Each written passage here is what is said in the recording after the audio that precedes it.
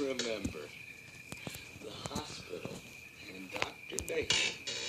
You were very sick.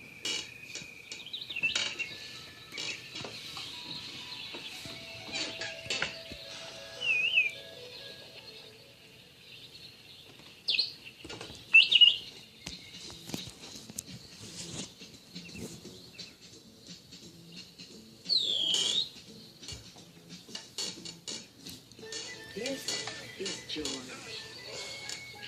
He lived with his friend, the man with the yellow hat. He was a good little monkey, but he was always curious. Today, George was curious about the big box on the man's desk. What could be in it? He simply had to open it.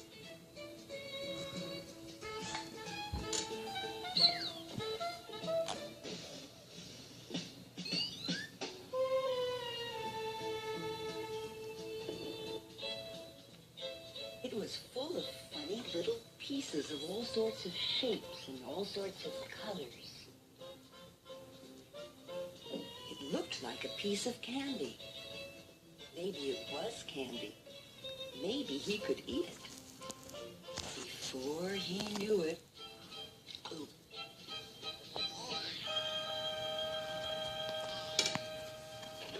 A while later, the man with the yellow hat came home.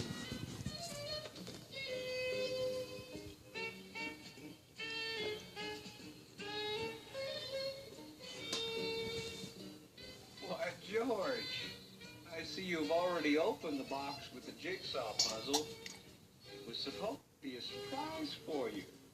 Well, let's get to work on it.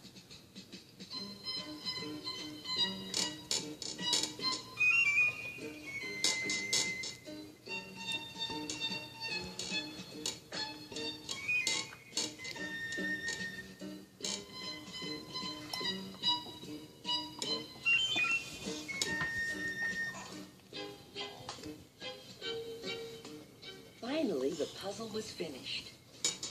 Well, almost finished. One piece was missing. The man looked for it everywhere. That's strange. It's a brand new puzzle. Well, it can't be helped. Maybe we'll find it in the morning. Let's go to bed now, George.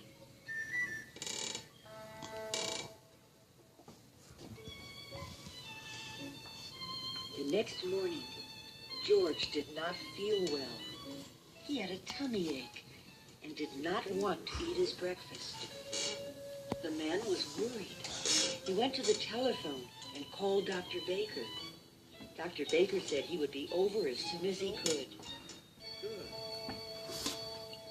First, Dr. Baker looked down George's throat.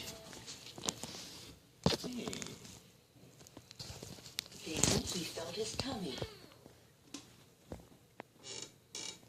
Then he took out his stethoscope and listened. I'm not sure what's wrong. You'd better take George to the hospital and have an x-ray taken.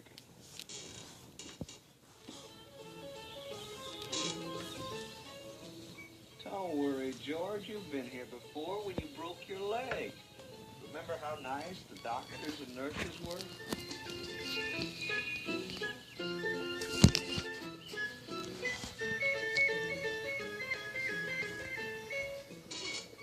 The nurse took them to a room where she gave George something to drink that looked white and tasted sweet. It's called barium, George.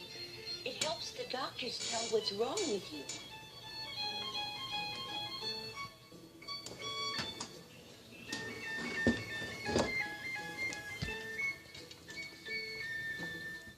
In the next room stood a big table and a doctor who was wearing a heavy apron. He gave one just like it to the man. George was curious. Would he get one too? No, he didn't. You get on the table, George. I'm going to take some x-ray pictures of your insides.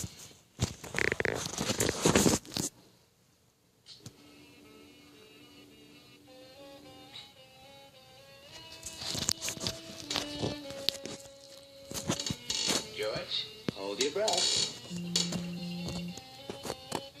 Now you may get up, and we'll have the x-rays developed right away.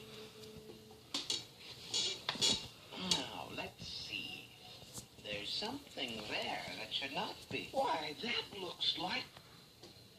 I think that must be the piece that was missing in our jigsaw puzzle. Well, well, well. At least we know now what's wrong with our little patient.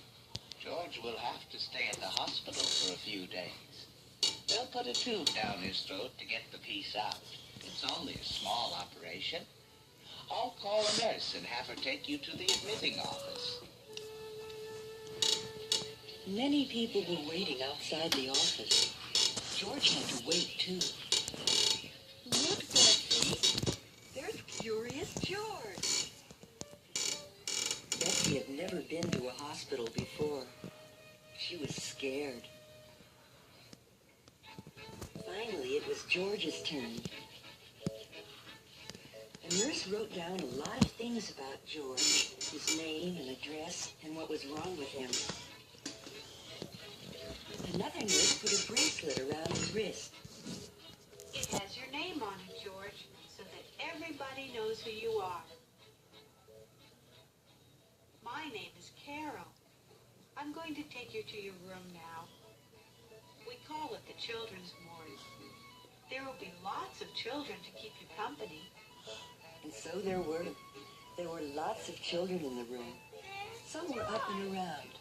Others were in their beds with a doctor or a nurse looking after them. Dave was having a blood transfusion. Steve had his leg bandaged and was in a go-kart. Betsy was in bed, looking sad. George was glad when he was in bed at last. His tummy was hurting again. I have to leave now, George. I'll be back first thing in the morning before they take you to the operating room. Nurse Carol will tuck you in when it's time to sleep.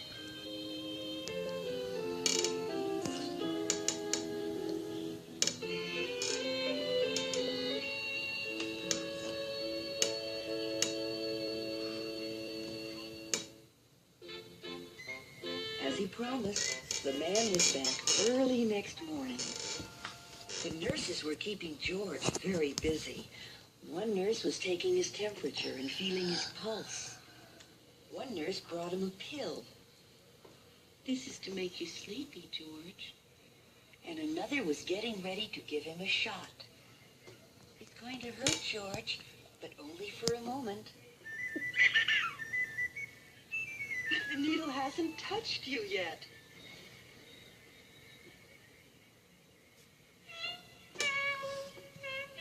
There.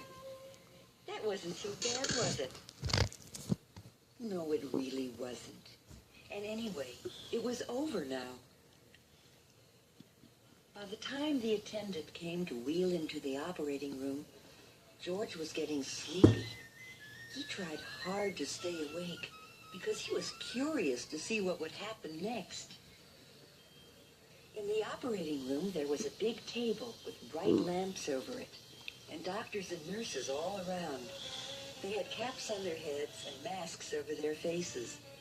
Only their eyes were showing. Dr. Baker was there. He looked funny with his mask on. Soon George was fast asleep. When George woke up, he didn't know what had happened. He didn't even know where he was at first. It's all done, George. They got the piece out. In a day or two, you'll be running around again.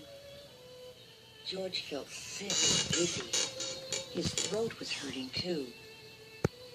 We'll let him sleep. The more he sleeps, the better.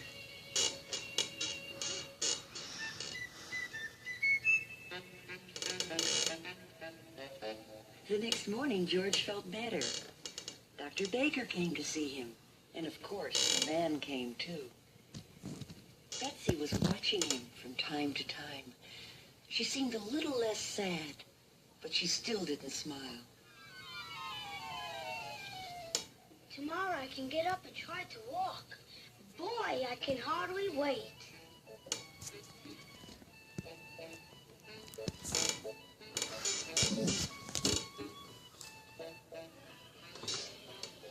The next morning, George was well enough to go to the playroom.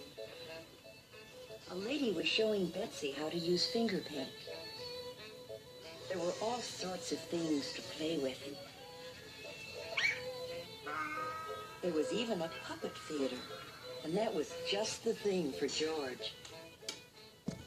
He had 4 hands, so he could handle 4 puppets at the same time. George gave a real puppet show.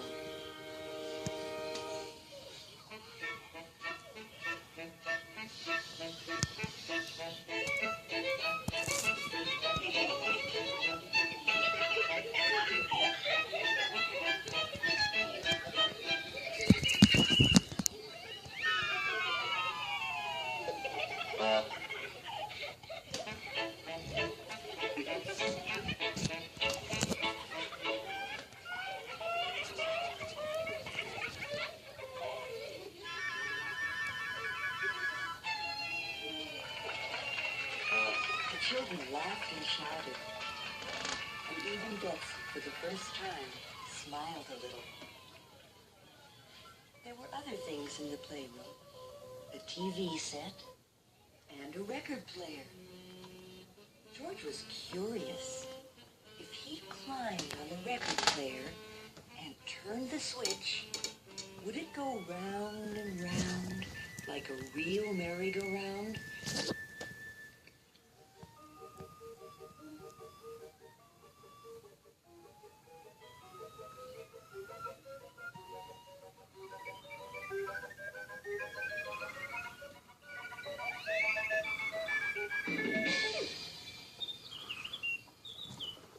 Ha ha ha The ha. children cheered.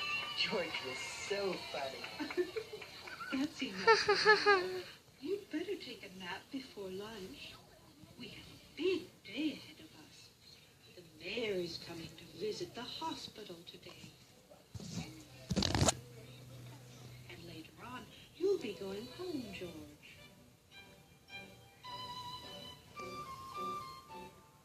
When George woke up from his...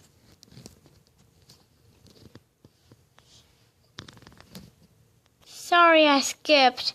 I really want to skip it because this movie is so long. My phone is running out of battery. Yup, I'm using a phone for doing a video. And please subscribe.